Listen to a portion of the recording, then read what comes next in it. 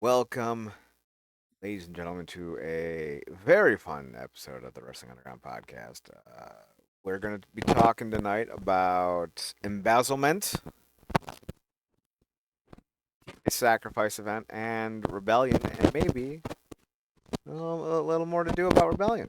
I'm your host, Chad. Joining me is the glorious one himself, Marcus Green. Marcus, how the hell are you?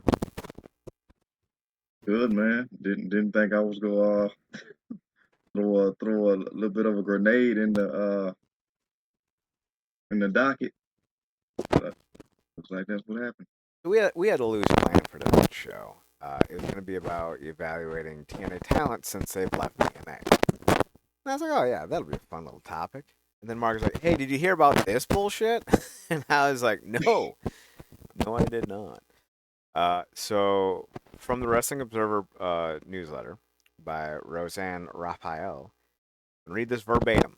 We're gonna experience this together, folks.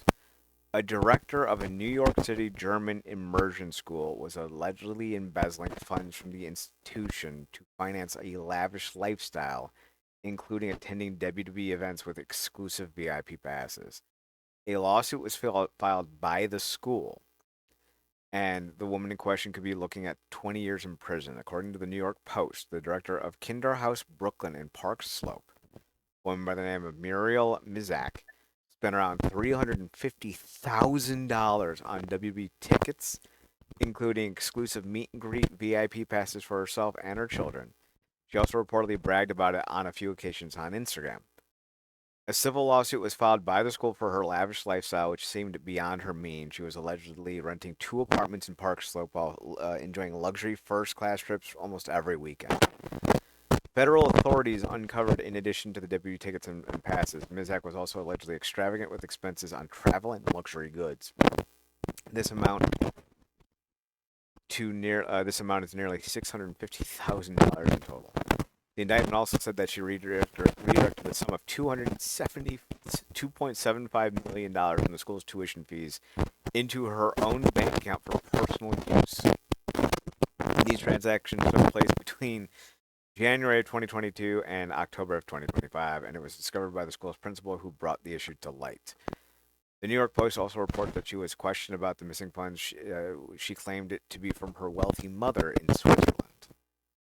Pricing of WWE tickets for their weekly programs and premium live events have been the subject of many discussions among the fan bases. For WrestleMania 42 ringside tickets are priced at approximately $9,000 per head on Ticketmaster.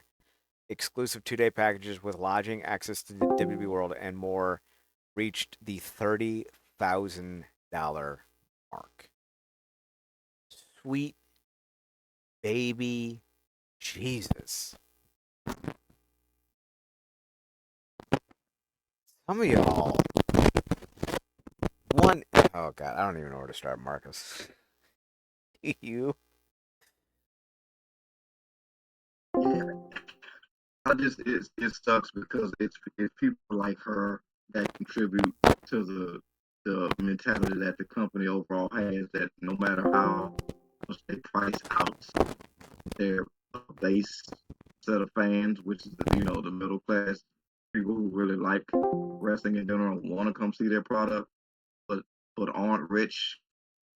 Um, this is why they feel like they can, you know, price them out and not really care about it because people like this always fill the gaps, and it's sad. Fact that she spent as much money as she did on this, right? Shocking to say the least. It's a little wild to see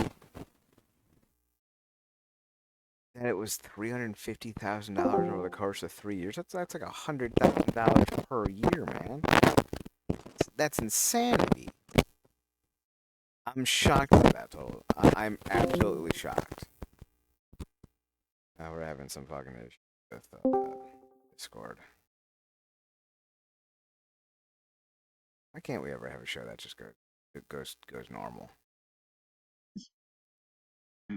It's even more interesting because your discourse online. It's some people who think people consistently make that type of money in NXT. Oh yeah, NXT talent made like 60 grand. I know like some people are like, no, no, yes, it is.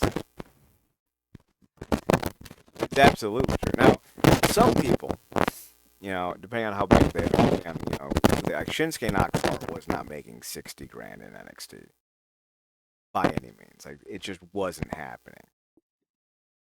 But a lot of them, especially guys who are coming up from the like the tryouts and shit that they're doing with the college athletes, they're absolutely only making about 60 grand a year, if that. And that sounds like a lot of money until you realize that they have to pay for their own gear, their own health insurance, their own travel, their own food. It goes away real fast. Mm-hmm. And with TKO cutting the UFC's budget by prohibiting who they can travel with and who they can bring with and who they're willing to pay for lodging, WWE's going to get the same kind of treatment here. So like whatever financial incentives the WWE has over AEW, I do feel is about to go away unless you're a top earner. And I wonder what's going to happen when that does happen. Because I think fans will be very surprised when people start to lambaste the company for not paying them. And you're already seeing some of that. Um, I think when you look at WWE, you have a lot of guys who are unhappy with the creative. And when you look at AEW, you have a lot of guys who are unhappy with the lack of usage. And I do wonder if either company can figure out a way to rectify that and start, getting their guys on the road more often. We'll see what happens with that. But as far as this story goes, don't be this woman. One, the WWE's not that good to begin with. So risking 20 years in prison to go to a Raw seems like an absolutely wild fucking thing because you can be disappointed at home while watching it on Netflix. You don't have to go in person to be disappointed. Speaking of which, we went to the Cavs game last night. We were like literally 6 rows from the top. We were getting nosebleeds because of the altitude. But boy, did my girl have a good time, and that's really all that matters. Exactly. So, Yeah, it's interesting. Guys like Punk and a few other names can understand the excitement around, but like the foundation of the story is a lot of kids are getting screwed over for this woman's um yeah, very unnecessary financial splurging. I'm glad she got caught, and I hope she gets properly um dealt with in the legal sense, of course. But a lot of like imagine like how much she set that school back for because of this. Like it's insane. But the sad part is it happens every day. It's probably happening right now as we speak. And the way things are currently right now, set up with this crazy shit government we're under, I wouldn't be surprised if we get more and more shows coming out like this. and that is kind of the saddest aspect because we see so much corruption in today's day and age, especially in the United Yeah, States. And this will only directly affect the kids. I don't know what kind of school the New York German immersion school is. It could be a very highfalutin, very hoity-toity school. It could be one that is getting by by the skin of their teeth. Like we don't know. So to see anyone taking advantage of money that should be going to kids, it's deplorable. And we're gonna be talking about that, when we talk about the DiBiase's of it all. The Ted DiBiase case, the Ted Jr. case, just kind of wrapped up. So like that kind of threw a wrench into plans for that show. Now we have to refigure out some aspects of it. I don't know if his father is still being looked at. I know that there were charges against both, or at least an investigation into both. So we'll yeah. have to, double check when we sit down and finally talk turkey about the DiBiase's. Next week, though, I think we're going to talk about Rebellion because it'll be the week after. Rebellion's the 11th. Our next show is going to be the 31st. It's coming up, and for some reason they still haven't announced any matches for it yet. But we're going to get to that in a little bit. Yeah, don't steal money from kids, guys. I didn't think we had to say that, but here we are. So don't steal money from kids. Let's talk about Sacrifice, who I feel like is taking matches away from Rebellion. We've got a handful of matches. We've got 7 right now. I feel like they're not going to add any more. 7 is fine. I prefer 8 or 9, though. You have Mike Santana headlining against Steve Macklin for the world title. Leon Slater versus Eric Young for the X Division title. Ariana Grace will take on Li Ying Lee and Danny Luna for the Knockouts title. Moose to take on Eddie Edwards in a singles match. Order 4's Mustafa Ali and Tasha Steeles will take on Trey Miguel and Jada Stone. Then you have Elijah and the Hometown Man taking on Frankie Kazarian and AJ Francis. Then Marsade is going to take on Alanya Black. Not the strongest of cards. I would say that at least 3 of the matches are very good. I think Leon and Eric Young can be a lot of fun. The Moose and Eddie match will be a banger. And Santana and Macklin should really be a match of the contender if everything goes. We'll go through it with our predictions here, but Mark is just like off the top of your head. What are you vibing with this card? Are you liking it? Are you not liking it? Issues anywhere? Yeah, I like all of that we think on the same page about most of this stuff most of the time. So exactly what you said about those matches, because we already know how those combinations can come off. And I'm also looking forward to because it has been one of the better stories on the show and consistent with the Order 4 versus Trey Miguel and Jada Stone match. Um, I've long since been calling Mustafa a MVP, which he absolutely is. I think Tasha is finding her place and doing her thing with them. Uh, Trey has had, his comeback. He looks great. Looks like he's bulked up. Not at all too dissimilar from Swerve in AEW. And Jada Stone's been having her moments, and kudos to Tasha for getting there and dancing with her and helping her up. So I think that's been one of the more consistent things. I'm looking forward to that match along with the ones you said. This tag match um, could be fun, but I'm not looking at it. Has no show stealing quality about it. Um, and I just want Marsade to win. I have no expectation for the match to be good, although I do think it can be better because of the no DQ of it all, which is probably why they put that stipulation in there. Um, yeah, I don't mind. I could use another match. I was going to ask you, what would you? I don't know how consistently you've been watching, but I was going to ask you, since you kind of wanted more matches, what would you add if you could? I don't know if I would add anything specific from the storyline aspects, but like they're gonna be in New Orleans. I feel like you could throw on like some local talents. Um, Bear, Brian Myers, and Said don't have a match yet. So maybe you can get those 3 against Hotch, Skyler, and Special Agent Zero in a 6-man at the very least, because Nice. I would imagine all 6 dudes are going to be there. I know Hotch, Skyler, and Agent Zero will be, and I would be flabbergasted if the rest of the systems. So Yeah. here's hoping that happens. Blast from the past, though. Apparently, former NFL All-Pro defensive ends, Pro Bowler defensive end, 133.5 sacks for his career. John Abraham of the New York Jets and Atlanta Falcons was on tonight's episode of Impact. He got into a shoving match with Cedric Alexander. I don't know if that means he'll be popping up. 47, I would hope not, but like, I hope, just as an aside, before we get to our predictions, I saw some of Stephen Borden, the Stings kid. Yeah. Seeing that clip. Yeah. He looks good. Raw.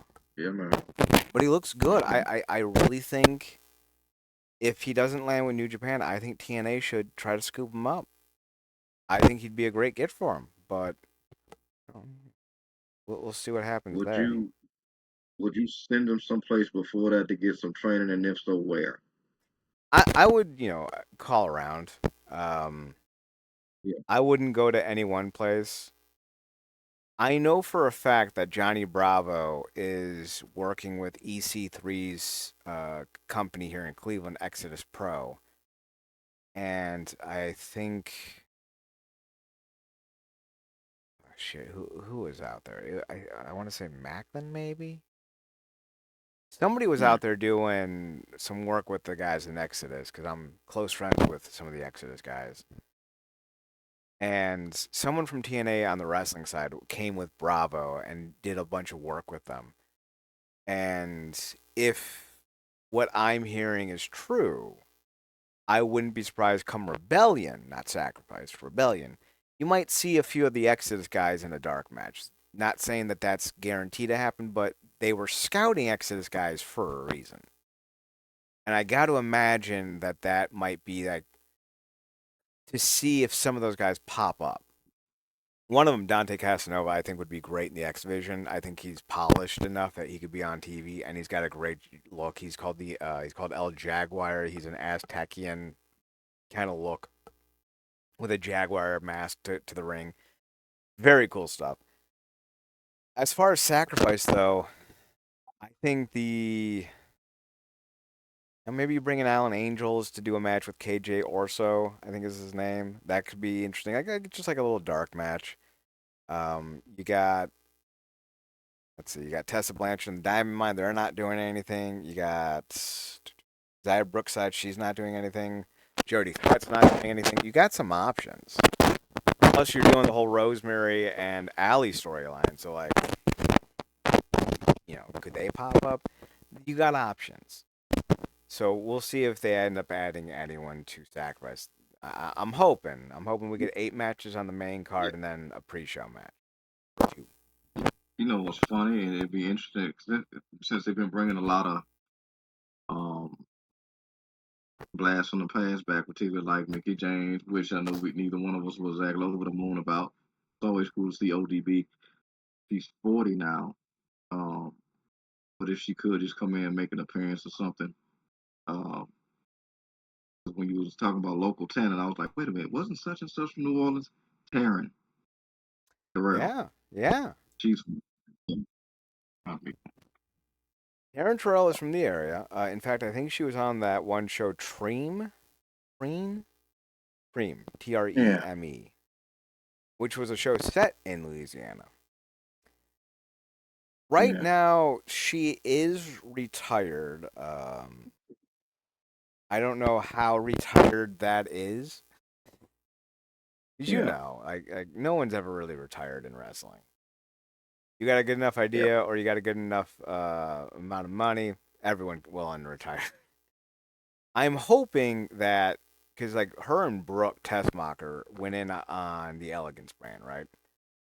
And that didn't feel like it was just like a thing, right? It felt like it was more than that, yeah, and I'm hoping it is.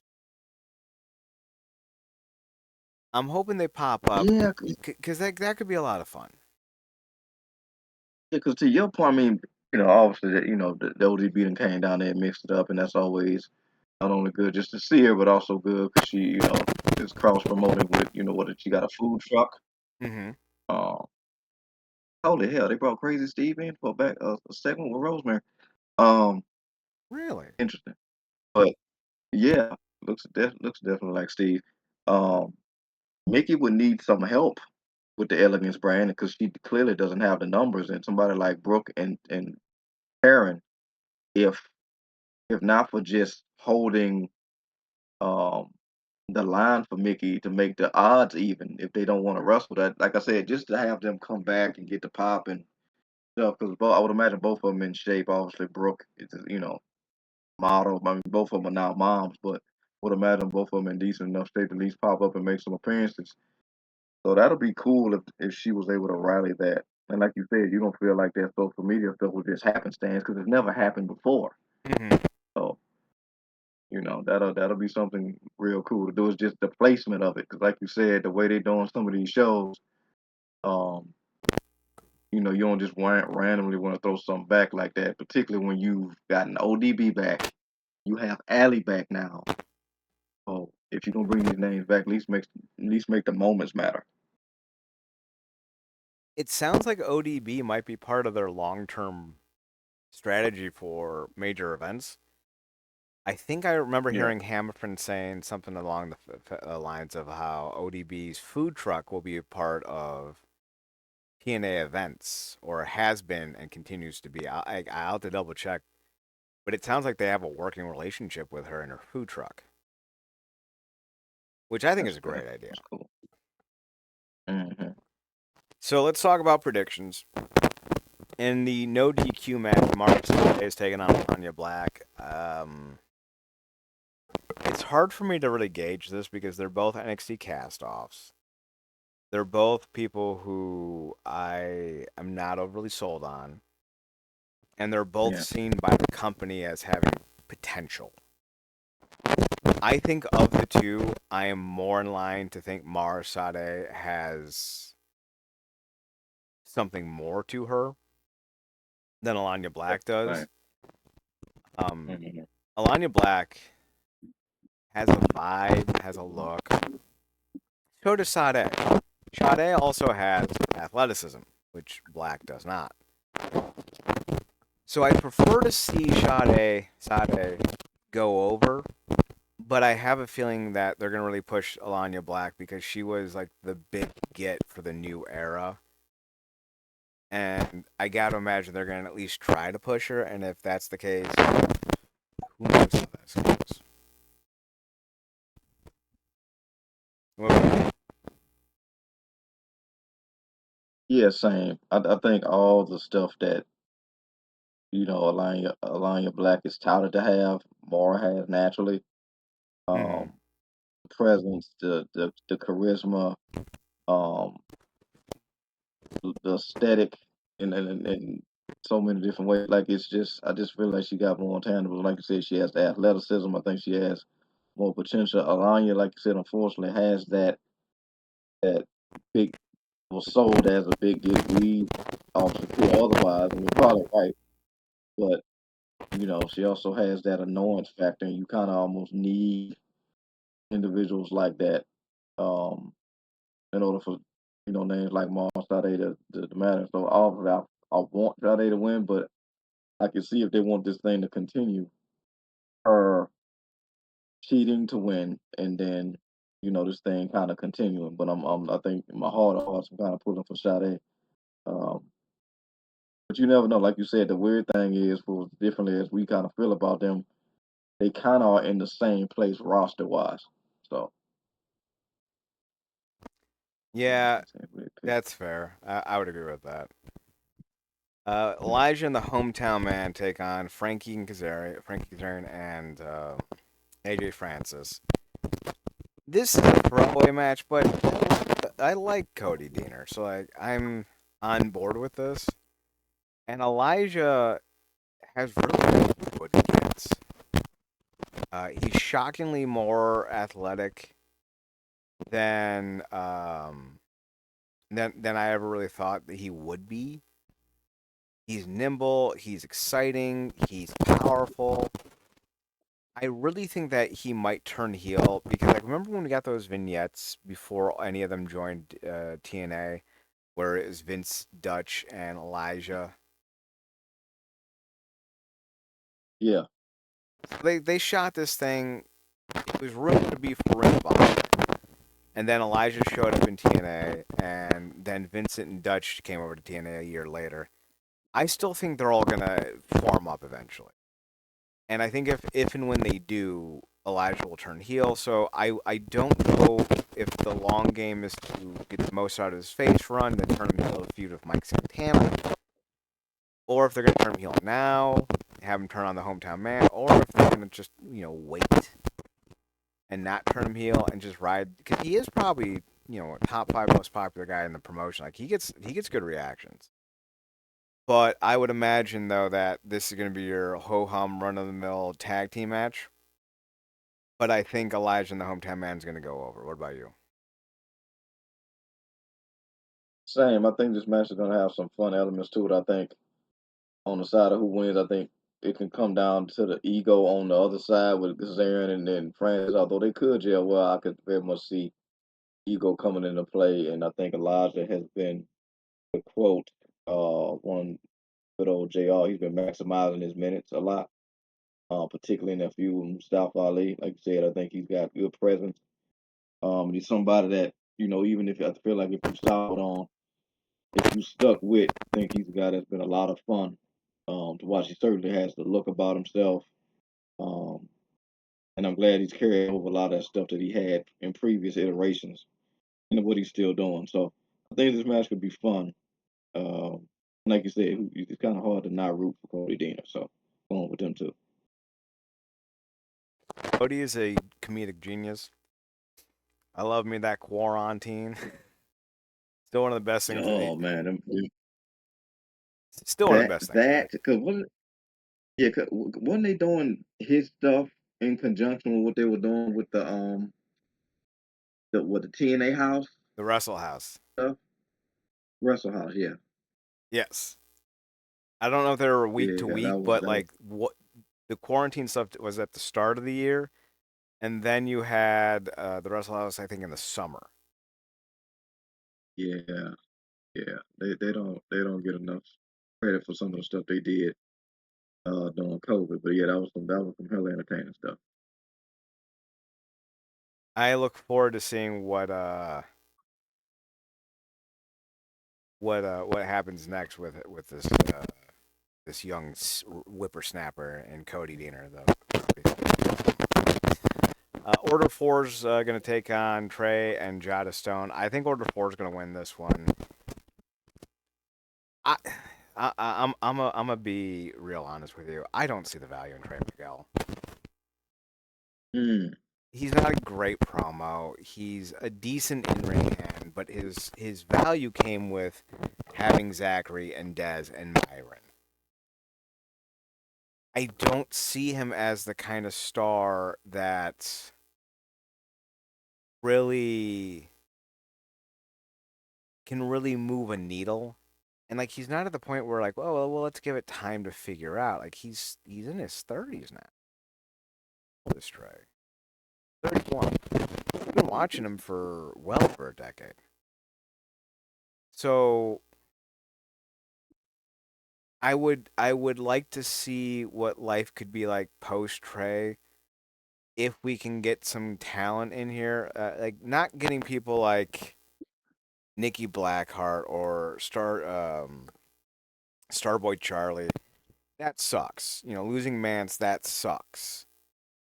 But there are still some other guys out there on the scene that I think you could give some real, real strong looks to, and I'm just hoping they do. And if that means we got to let go of Trey Miguel, like I'm okay with that.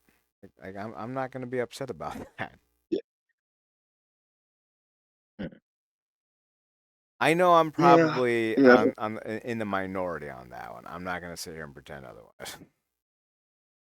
No, I mean, look, one thing about you, one of many things I, appreciate about you, you are consistent with your opinion when it comes to these guys. You have got a, you was like that about Trey when he got his first run as the ex champion when he would think he was faced at first and then he went heel. Hmm. You felt that way back then. So you were nothing if not consistent, my friend. But I've just he's always just been fun to watch for me, and I think a lot of times he's probably felt like the better things on a lot of those big card shows or these specials when even if he wasn't in the main event. And I think he's a cool person and that whole thing. But or at least that's how he comes off.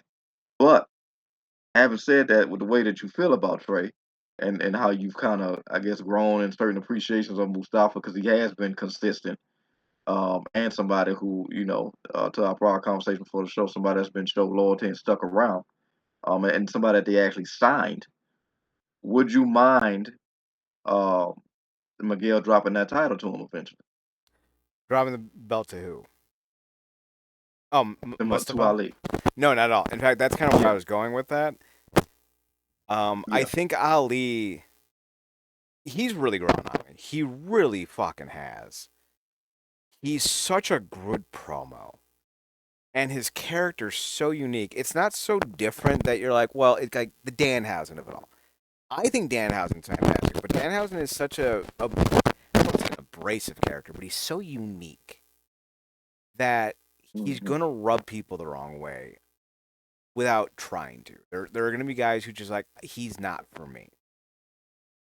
Now, because they're WWE fans, because they're pro wrestling fans, because they're fucking children, they're gonna make it so much bigger than it is. But Yeah. it's okay if someone's just not for you, right? Yeah. But when you have a character that dynamic, that unique, that really kind of scratches a niche itch and won't do the thing for everyone, it's hard to get him over. Now Danhausen's charismatic as shit, so he's getting over.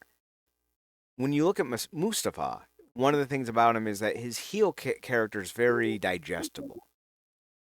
He sounds a little bit like Ed DiBiase, a little bit like JBL, a little bit like Bobby Heenan. He's got a little bit of everyone, right? He's so familiar that he falls in line real easily, and you're like, oh, okay, this is nice. But then he's able to take such a unique little twist on it because he's that politician. He's Hmm. asking people to stand up and fight. He's got a group that seem to almost be loyalists to the end, and he adds up adding another element to it that you didn't really see elsewhere. And so it gives him that impetus. Do I think he's a world champion? Maybe not. Do I think he could be like Kurt Hennig of TNA's International Championship? Yeah, I do. I think he could elevate that up to where it should be as the company's true number two title, which is something I don't think Trey Yeah. can do. Hmm. So yeah, I would be on Yeah. I board with giving the mean, belt to Ali. yeah. And I'm looking forward to that singles match because I think they could put on a barn burner for sure. Um, and who better to put somebody? And this is not close, not knocking my boy Trey, but who better to put an international title on than Mustafa, who was uh, of Persian descent? Am I correct on that? Or Mustafa is, I believe, half Pakistani, half Indian. Let's find out. let's see. Let's see. I think we both did the same thing. I think we both did. Uh, Indian mother and a Pakistani father. there it is. Yeah. So he definitely checks a lot of very unique boxes in terms of like Mm. he's talented enough to raise the belt. He's got a nice background that makes him stand out a little bit more from the rest of the roster. He's got the Yeah. police experience that kind of gives him a little bit of a different edge. Plus, he has that great oratory ability as the politician of TNA. It's going to be very interesting to see if they put the belt on him and let him run because I think he could Yeah. be a lot of fun. Yeah. And I just yeah, like I said, I just think they been real consistent. I just like this whole thing that they've been doing with the Order 4 and then mixed training. How do you feel about? I think we've talked previously about Tasha Steele. Like I said, I think she's been making the best of what she's been given with this whole Order 4 thing, and to me, it's tweaked her a little bit. And she's got more aggressive as things have turned with this as this thing has kind of gone on recently. But how do you feel about Jada Stone right now? Very dynamic, good in ring skills, not great, but I think she could be someone who could be a lot of fun. Right now, though, she's very small. She's very short. And I don't Hmm. know if she stands out, more than Alicia, more than Tasha Steeles, and even more than Zaya Brookside because she's also on the shorter side. So she's gonna have to find that next element to get her up onto a different level. Yeah. Simply because, like right now, we've seen that she's a good hand. She needs that character, which is I think the one thing holding back Yeah. Mile more when Tessa's running buddies, and I think they came in together as a tag team. Mhm. Gotcha. Gotcha. She loosely reminds me of Leon Ruff. I could see that, like a female Leon Ruff. I could see that. Yeah. Speaking of rough, Eddie's gonna have a rough night because he's taking on Moose. Yes, With he the way is. with the way Moose is going through, guys, I think Eddie beats him. I think Eddie beats him, and I think Eddie either sets up for a rematch in a big way at Rebellion with Moose, or Eddie will go on to um, face Santana at Rebellion. I think those are the two most logical destination choices for Eddie. That being said, I do think Eddie versus Santana at Slammiversary is almost set in stone at this point. I think there could be a lot of heft to that feud if it goes to Slammiversary. I would not do Eddie and Moose. I would not do Eddie and Santana at Rebellion. I'd do Slammiversary. So I think Moose loses to Eddie at Sacrifice, and I think they rematch at Rebellion. Gotcha. I like that. Because it would, we always call for more respect to be put on Eddie Edwards' name. It's because of his lineage with the company. Mm-hmm. Um, kind of get him back in that because he should. I mean, he's all by all accounts, he essentially is now the leader of the group now. Correct? He's the Eddie is the new leader of the system.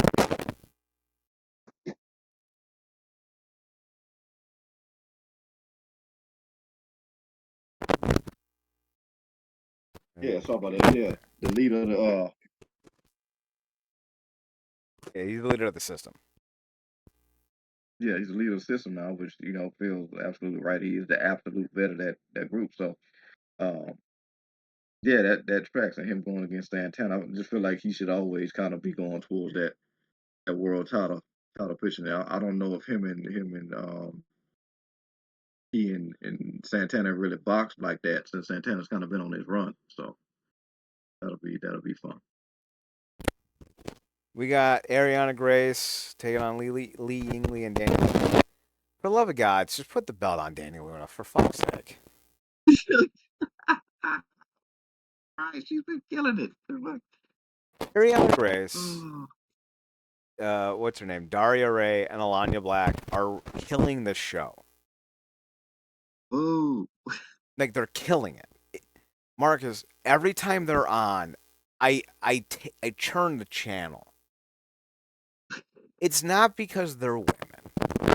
A lot of the women on this at roster are all. fantastic. Yeah. I know she's persona non grata, but I've really enjoyed Tessa's Diamond. Was the Diamond Collective? It's been a lot of fun whenever she's been given the chance. Everyone but Ash in the Elegance brand is a lot of fun to listen to. I like seeing M and Heather by Elegance develop. Mr. Elegance is a very quirky thing that is happening right now in the product, but I'm a fan of that too. We'll see how that plays out. I'm curious as hell to see how Alicia and Moose and Eddie do this dance. But Mm-hmm. Daria Ray, when she was, what was her name? Sonia, was it Sonia Sonya Black? Deville, yeah. Sonia Deville. Sonia Deville. Yeah, Sonya did.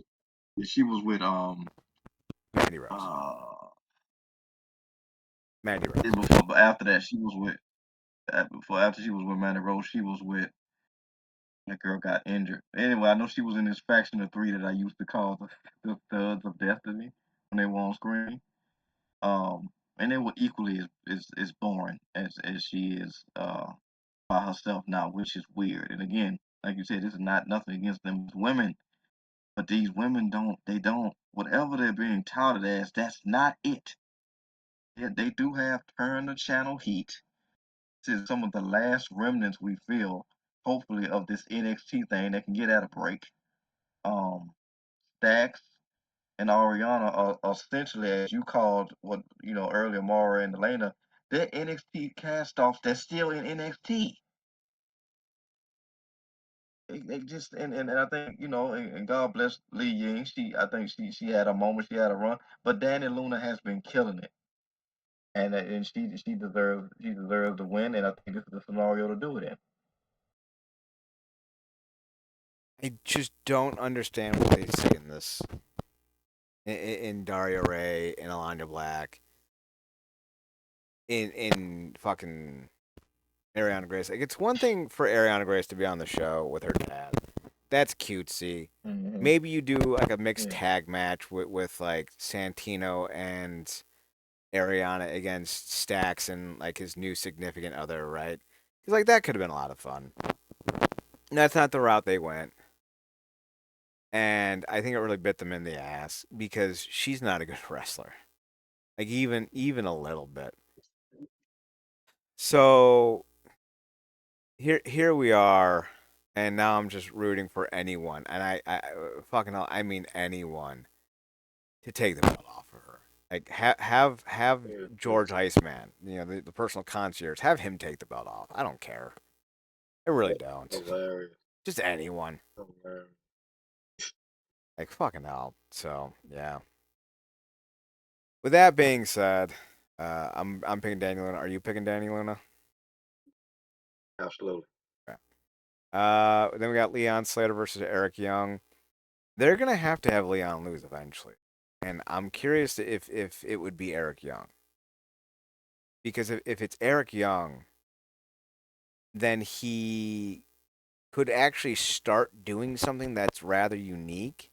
He's doing this whole like cleanse storyline or whatever it is, and it hasn't really picked up, hasn't really gotten going. I wonder if I wonder if this is how they finally launch that off in earnest. But also, I think if you're gonna have Leon Slater lose, one, I think it's a sign that Leon's gonna be leaving. His contract's apparently up at the end of the Mm-hmm. year.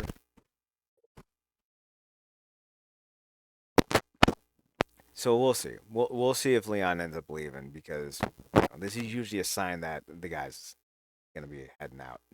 He doesn't if he re-ups with TNA, which God I hope so. Yeah. I think you want him to drop the belt to someone like Jason Hotch, KJ Orso, someone young, someone on the come up, who can then be his rival. Because I think that's kind of the one thing that this era of TNA is missing. You kind of had it with Deanna and Jordan, but you don't really have it with anyone else. Where it's like a Yeah. genuine years long I hate you kind of rival. Marcus, I've been Yeah. headcanoning booking this Moose and System feud, and what I would kill for, like if I could make it happen. Moose is getting his ass kicked by Eddie. The lights go out, lights come back on. Eddie takes a baseball bat to the face from Sammy Callahan, Oh, for fuck's sake. right? And then like just because I'm a nerd, right? Just because I'm a nerd, you could have someone drop the same, like paraphrase the line from My Heroes last season, like, "Oh my God, it's Sammy Callahan and Eddie Edwards one last time or one more time." It would be awesome. I would kill to see that. I really would. There's a lot of people I wouldn't mind dropping a body for. Now, would you use that to get the wife back on his side? No, I think in storyline having them against one another would be huge, and I think that could be Yeah. a lot of fun with that. So we'll see what happens. You could do a lot of layers with that, with like Alicia and Eddie being on Yeah. opposite sides. It could be very intriguing. But if Sammy were able to come back, he was up for coming back. I think that's how they should do it. But aside from that, specifically with Leon, I want him to have that Sammy and Eddie feud, that Deanna Jordan Grace feud. And if he re-ups with Yeah. TNA this year, I think you start looking for that guy. He may not be on the roster. Bryce Hanson out of MLP, the Maple Leaf Pro Wrestling. I've been huge on him since I saw him, 2 years ago. Yeah, he'd be great bringing the Wild Stallion or whatever the fuck he was called. I think he'd be fucking great. So I think Leon retains though. What about you?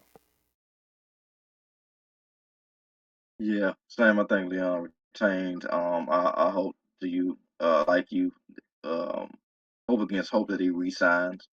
I just think he's TNA's version of Javion Evans. Mm-hmm. John Evans. A lot of that young OG charismatic swag and all that, and I feel like he's really been coming into his own.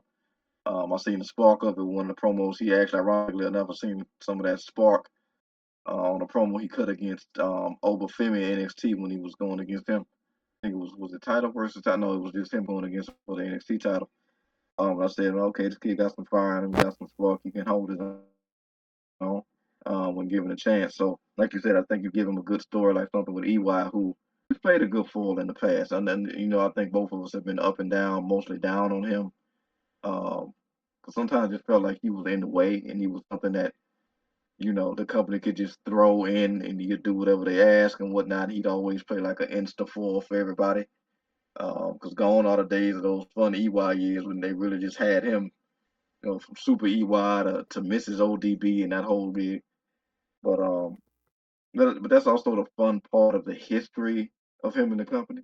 Mm-hmm. But to your point, I think there is something to be said that 'cause didn't Abyss do something similar like this years ago when they put the title on him and that kind of really went against the no weight limits, no limits type of deal? Mm-hmm. Yeah.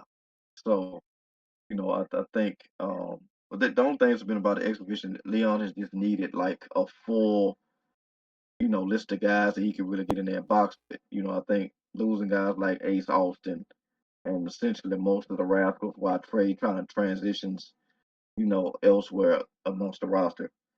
It's not necessarily giving him a lot of consistency. They've done a good job of having him go against guys like Cedric and you know, who was that Myron Reed from the Rascals and obviously Moose. It would have been cool to see him go against Styles, but God knows what they would have had to do to make that happen. Um, but he definitely needs some more consistent, larger competition, and maybe EY can provide that for him in a longer form if he, cheats to win or something like that. And they kind of extend it. But for now, with everything that they've been doing, and him kind of being either legit or pseudo injured, and him now being cleared, it does look like he's gonna retain, and he should. Um, but yeah, I hope to God he resigns because they need somebody like Leon. I agree. Main event: Macklin Santana could be a lot of fun. Macklin is again one of the guys. He's growing on me. He's not someone that I think is, you know, the kind of guy that you build a company around. But I do think he's the kind of guy that you need on the roster. I think he adds too much, and there's too much potential there with all that he can do. He's the kind of guy, and I think he works better as a face, quite honestly. I think Macklin versus Mustafa could be the feud of the year because Mustafa could be like, the disingenuous lying politician, and Macklin could be the guy who basically just says like, hey, I've listened to guys like you all my life, and I'm sick and tired of listening to guys like you. You guys don't do anything but destroy things. I'm gonna show you what we can build. And that could be like a great face heel dynamic. Like Mustafa is to heel work what I think Ricky Steamboat is to face work. Like Ali is a great villain, and I think Macklin would be a great foil for that. And since both guys seem pretty committed long term to TNA, I would like to see that be the direction they go with. And I think that could be the one feud where both guys could be in the title scene, quite honestly. But as Macklin is the heel, and seems to be the heel going forward, I don't know if this is going to be a title change. I think if anything, this could be a title change. This could be an opportunity to get the belt back on Macklin. They kind of already shown that they're not going to worry about doing a long title run with Santana. I think they're open to doing like several short combined title runs, like Santana loses it here, wins it back in June. It's an anniversary situation. And I'd be alright. I think that I don't think that's hot shotting the title. I think what you end up inadvertently doing when you move the belt around like that is you end up evaluating or elevating. I'm sorry, that's for the word I was looking for. Elevating. You end up elevating more guys than just one, especially when it's someone like Macklin who already has that credibility and that reputation. I don't think you could throw someone like, John Skyler in there against Santana, put the belt on Skyler, then move the belt back to Santana, and expect someone like Skyler to get a big rub from it. But Macklin, two-time international champion, former world champion, I think if he beats Santana and then loses the belt back to Santana at Slammiversary, loses it to Eddie at Slammiversary or whomever, I think that just bolsters Macklin some while also giving Santana a nice, interesting storyline. I think, though, Santana's going to retain end of day. What about you? Yeah, same. It feels like I wonder if they're gonna the way they're gonna play it because you don't put. I don't know why you would put this much energy into Macklin and then have it like cold stop here. He's actually like whatever energy they wanted. Uh, the reception, all the people watching, to give for Macklin when he was doing that whole thing with EY and finding himself. I've actually had watching him do this particular storyline. That actually probably because I feel like it fits him better with that whole his army background and just where his mindset was. Even going back to his great feud with Josh Alexander, feels like it fits more in line with that. It's made it real interesting to watch, particularly when you bring in personal relationships like his stuff with Tom Hannafin. So it's just made it more fun to watch. And I wonder the way that they book the match if it'll be a situation where they have like they did with the when Rocky and Apollo, where it's like Santana win, but he didn't beat him type of deal. Mm-hmm. To kind of extend the feud. Um, because why would you build Macklin up all to this point, do all that to get him this title match, and then have him stop cold turkey? So if they're not gonna have him win, which I don't think he's gonna get here, of course we have been surprised before, so you leave a little room for that. But I do think Santana's gonna, maintain, retain. I just don't know if that confident of a retention. It might be a thing where he catches him. And then, Macklin kind of runs the thing where you won, but you didn't beat me. And then you kind of keep antagonizing me to the ground that whole thing. Then we get another match with a stipulation, maybe a cage, something to that effect. As we've seen in the past, Santana does great in those hardcore stipulations or whatever have you. So, um, yeah, I, to me, I think Santana's going to retain, but his feud doesn't end there. I agree. I think we're going to see more of this going forward. I think Moose and Eddie might get involved come Rebellion. We'll see, because obviously there's a lot we don't know about for Rebellion, and actually we're going to talk about that real quick, and it's not going to take long. There's nothing happening. It's at the Wolstein Center. What is it? WrestleTix? Is that who covers the tickets? Let's see if they have any updates. This is not the first time, fun fact, that TNA has come to the Wolstein Center. When they shot Impact in 2011, 2013, 2013, they came to the Wolstein Center, and I got to see AJ Styles and Sting. I got to see a whole bunch of guys. Kurt Angle. I think Kurt Angle was there. He may have been out. But I saw Bully Ray, Mr. Anderson. It was a nice little night. Nice little night. I enjoyed it. Any updates? WrestleTix, W. Here we go. As of right now, they've sold OGs, and this is 5 days ago. They have sold 1,656 tickets. They are set up for 4,619. And how much time they got? They got 16 days.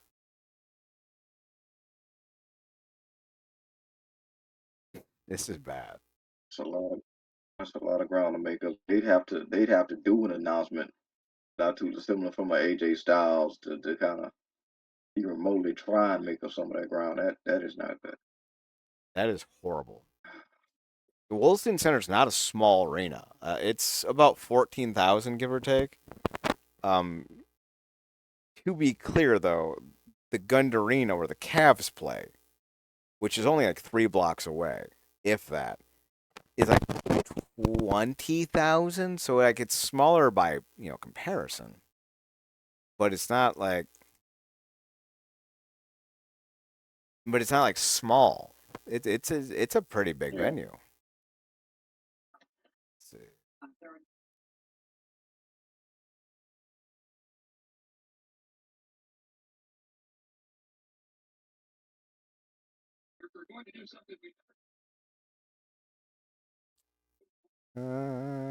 For basketball, the Rocket Morgan Arena where Cavs play can hold 19,432. For ice hockey, it's 18,926. I hate the new facade on this, by the way. It looks so gross. I hate the fucking all glass nonsense. That's just. Anyway, the Wolstein Center, smaller, should be able to be easier for them to fit. And I think they put in like about 4,600 when they came for Impact, but some 13 years ago. So I'm curious to see if they're able to do anything with this. They're gonna have to make some big moves. They're gonna have to make some big announcements. I think one of the biggest announcements they could make is the return of EC3 to the promotion. Here's what I know about EC3 at the moment. He is not signed to anyone. The NWA is not happy that he's not signed with them. He was using a few guys who were local to the area in the Slime Balls and Drake. I forget his first name. And the NWA has pulled them from EC3's promotion. He runs Exodus Pro Wrestling here in Cleveland. And the NWA has pulled all of their talents from Exodus, save for one guy. I think his name is PB Smooth. He was brought up through Exodus, signed with the NWA, and they made sure in his contract that he said that he could still work for Exodus. Exodus was offered a spot by the NWA, so I'm told. This rumor has it. Was offered a spot by the NWA to still remain with the NWA as a territory, but they have since declined that and have opted to discontinue all working relationships with the NWA. A couple weeks ago, Johnny Bravo and a handful of other TNA talents were at Exodus Pro to hold a workout of sorts. They're there as part of a seminar. Most seminars are also scouting expeditions. For those of you who don't know, does that mean TNA is looking at bringing on Exodus as some type of feeder system? Who knows? Does this mean that they're going to sign a few guys from Exodus to appear on their show? Who knows? Does it mean that they're going to go and get EC3 to be part of the company? Bring them on as a talent? Who knows? What I'm saying though is there are too many coincidences to just pretend that it can't happen. They're in Cleveland. They're already working with Exodus. EC3 has ties to both TNA and the company. And EC3 released a video about a month and a half ago of him talking about, being, a Carter and how the world still needs him. It's dropping the same lines that he did in TNA, 13 years ago when he got brought in at the end of 2013, started 2014. Again, coincidences, sure, but there's enough there to make you think that maybe EC3 gets announced for Rebellion. And I think that might be, it's not going to be enough to move 4,600 tickets. It'll be enough to move something, though, especially if he's not the only announcement.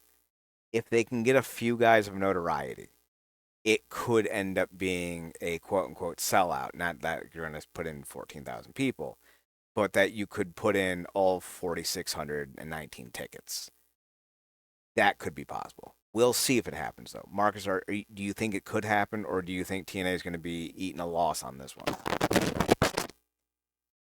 I think it could happen. The only interest I would have in EC3 is seeing him back in his true persona that I liked in the first place when he was, Ethan Carter, truly Ethan Carter third in TNA.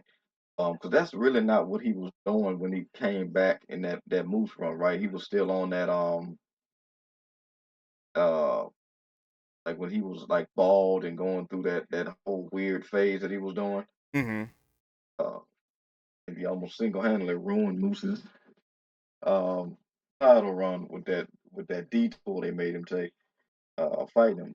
But yeah, I think bringing back EC3 probably could have a lot of potential. I would, dream scenario since you kind of booked it earlier. Dream scenario for me is, talking about a fight forever scenario, like have him pop up and talk about, potentially going back after the title, and then lights go out, come back up, and it's Spud, and it's like, you know, uh, we still got some unfinished business after all these years. That'll be cool to me. Like you said, I don't think either scenario would close the gap enough to do a sellout for these tickets, but I do think it'll cause some kind of buzz. But like you said, this is logistically the way that they time this just ill time. Good arena, just ill time with the immediacy of what they're doing, and so um, I think it could happen with EC3, and to your point about getting some of those other names, we've been talking about the longest. It feels like most of last year, and then now 3 months into this year, about them just needing to scout quality prospects in general to bring in. Um, and this ahead of us talking about, looking down the line at some of the names that have moved on elsewhere and what that looks like. So I think I do think this could happen. I think it should happen because if they're going to have something like this, they have to be aware that fans see like how bad this can go. Like you're booking it this close, there's no show yet in terms of it on being on paper. And because we've seen them bungle stuff like this before, so I know somebody in the back. I would hope somebody in the brain trust is aware that this looks weird. However many weeks out. So hopefully they're able to pull something off. They've clearly been able to be successful in partnering with people lately, which is only good business for the company. So hopefully they can transfer that and they're getting some of these names. You know, I would love to see Spud and EC3 go another round. Unfortunately, Spud's still yeah. with the WWE as a writer, and I don't see him leaving anytime soon. But God, that would Oh be a lot wow, of I didn't even fun. know that. That would be a lot Yeah. of fun. Oh, So, with that being said, we've come to the end of our show. We will be back obviously next week for another edition. Be sure to check us out on the website, realnerdcorp.com. We are changing some things around. Eventually, the name change will happen. And then I think we'll spin off all of our non wrestling stuff under a new URL that will combine into the old URL. It's going to be a thing. It happens. But until then, you can still find us at realnerdcorp.com, realnerdcorp.com. We're on Twitter at nerdcorp. We are on our personals. Marcus, you're on Paradox Kid, PARADOXKID. that's me. You're also on your other podcast, The True Penny Show, TruePennyShow. What are you guys talking about on The True Penny Show?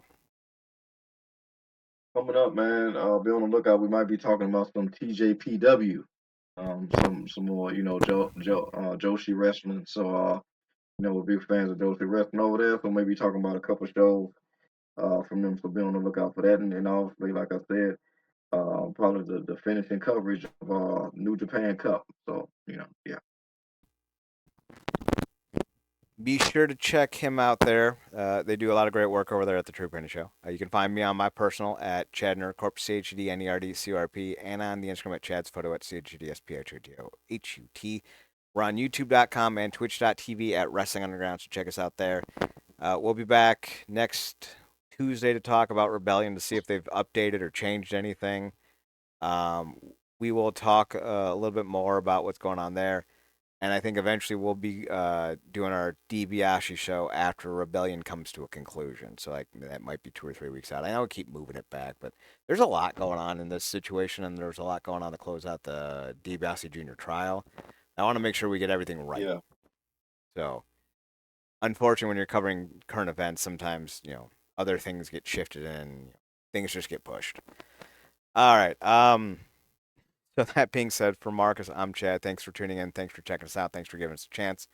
Remember, as always, to watch more wrestling. And Marcus, take us home. Good night, me.